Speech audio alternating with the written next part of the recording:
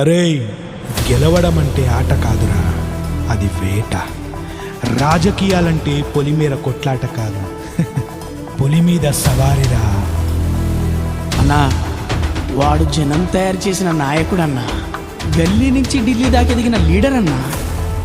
అన్నా, రాముడు వదిలిన బాణమన్నా వాడు, హనుమంతుడి చేతిలో ఉన్న ఆయుధమన్నా, ఆ అమ్మవారి అనుగ్రహం ఉన్న భక్తుడన్నవాడు. అన్నా, తల్వార్లకు తల వంచని గుండెన్నవాంది, చార్మినార్ గడ్డ మీద గర్జించిన సింహం అన్నవాడు.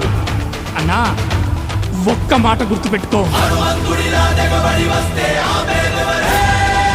అన్నా, వాడొక్కడే అనుకుంటున్నావేమో, వానెంబడి దండుందన్నా, ఆ దండే రామదండన్నా. రామదండన్నా.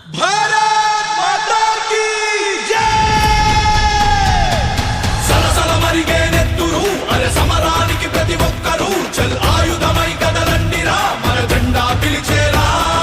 శ్రమజీవుల చెమట సాక్షిగా పలుకుతారను రైతు నాగలి కార్మిక లోకం సైరన్యారం సైన్యం మనదిరా. రామం మన నామం, అయోధ్య మన చిరునామం, రాజ్యం రామరాజ్యం అది బీజేపీతో సాధ్యం. ప్రాణం పంచ ప్రాణం మన వందే మాతర గానం, సాయం కాషాయం ఇది జనగణ మన జాతీయం. సలసల మరిగే నెత్తురు సమరానికి ప్రతి ఒక్కరూ చల్ ఆయుధమై కదలండిరా, జెండా పిలిచేరా. శ్రమజీవుల చెమట సాక్షిగా పలుకుతారను రైతు నాగలి కార్మిక లోకం సైరన్యారం సైన్యం మనదిరా. అందరికీ నమస్కారం.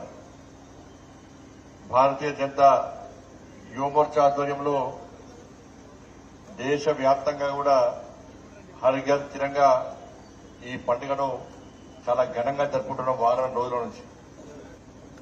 కానీ ఇన్ని సంవత్సరాలు ఈ దేశాన్ని పాలించిన కాంగ్రెస్ పార్టీ ఏ రోజు కూడా ఈ దిశగా ఆలోచించే ప్రయత్నం చేయలేదు.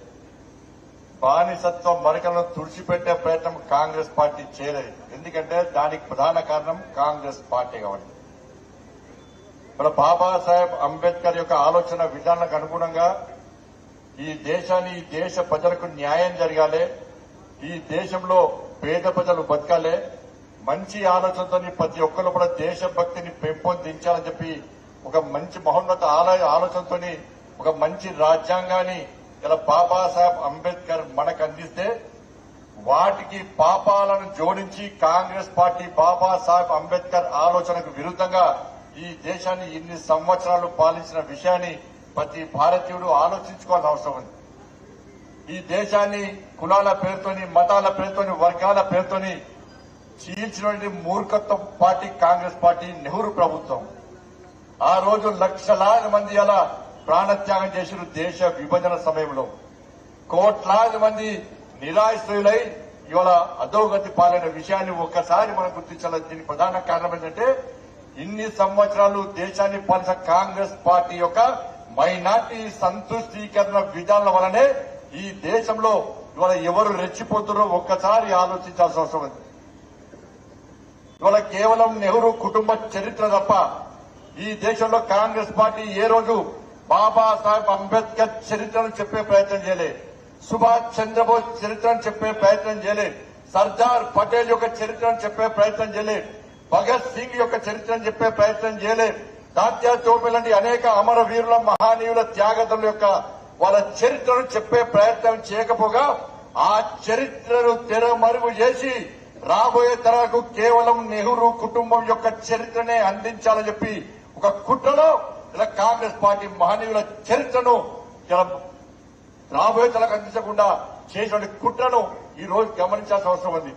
అందుకే కేంద్రంలో నరేంద్ర మోడీ గారి ప్రభుత్వం ఏర్పడ్డ తర్వాత ఈ నెహ్రూ మరకలను తుడిచిపెట్టాలి, బానిసపు మరకలను తుడిచిపెట్టాలి. ఏది నిజమైన చరిత్ర, ఎవరు ఈ దేశం కోసం త్యాగం చేసిరు, ఎవరు ఈ దేశాన్ని శక్తివంతమైన భారతదేశ నిర్మాణంగా చేయాలని చెప్పి వాళ్ళ ప్రాణాలను ఈ దేశం కోసం అర్పించినో ఆ త్యాగధనుల చరిత్రను తెరమరుగు చేయకుండా రాబోయే తరాలకు అందించాలని చెప్పి ఒక మహా లక్ష్యంతో ఇలా నరేంద్ర మోడీ గారి యొక్క పిలుపు మేరకు ఈ రోజు భారతీయ జనతా పార్టీ దేశవ్యాప్తంగా ప్రజల లోపల ఆలోచన కలిగించి ప్రతి భారతీయుడు వాళ్ళ ఇంటి మీద 15th ఆగస్టు వరకు ఇవాళ మువ్వన్నెల జెండా ఎగిరించాలని చెప్పి ఒక పిలుపునివ్వడంతో దేశవ్యాప్తంగా ఈ కార్యక్రమం నిర్వహిస్తున్నాం.